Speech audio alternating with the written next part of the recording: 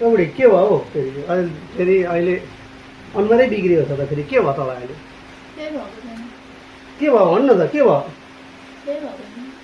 लु फेरि अहिलेसम्म त ठिकै थिइस् त अहिलेसम्म हाँसेर बोल्दै थिइस् अहिले फेरि फट्टै तँलाई के भयो फेरि के हुनु अब तिहार आयो अनि लुगा चाहिएन नि त अब अनि अस्ति दसैँमा ल्याइदिएको होइन मलाई लुगा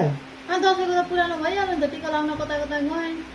अनि टिका लाउँदा लाएर गएँ अनि त्यो साडी अनि पुरानो एक महिनामै पुरानो हुन्छ 15 दिन पनि भएको छैन मलाई ल्याइदिएको 15 दिनमै पुरानो हुन्छ हुन्छ त अनि हामीले 3 वर्षसम्म लाउँदाखेरि त पुरानो भएको छैन हाम्रो मिल्दैन नि त हामीले सधैँ लाउनु पर्छ अनि त्यो साडी ला अस्ति लाएर आनी तैँले यही हो भन्दैनन् कि क्या मलाई साडी चाहियो त्यही भएर अहिले बिहानदेखिको मलाई अब तँलाई जनङ्गी त क्या दसैँमा एउटा तिहारमा भिन्दै जनवरीमा भिन्दै अनि यो पिकनिक अनि एउटा फेरि भ्यालेन्टाइन आउँछ त्यसमा भिन्दै अनि बर्थडे आउँछ त्यहाँबाट एनिभर्सरी आउँछ तिज आउँछ अनि वर्षमा त 12वटा साडी त म कहाँबाट पुऱ्याउनु त म मेरो त हाइकोर्टको वकिलको नोकरी छैन त मेरो त अनि चाहिएन त फेरि लाएर जानुपर्छ नि त नभए फेरि ला अस्ति लाएर आयो कि यो भन्छ हिंसा गर्दैन नि त मान्छेले जस्तो जे भने साडी त फेसन देखाएर हिँड्नु पर्यो नि त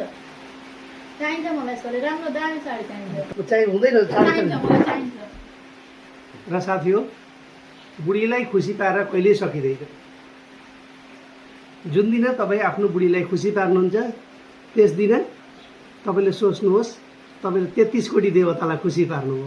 हो कि होइन भन्नुहोस् त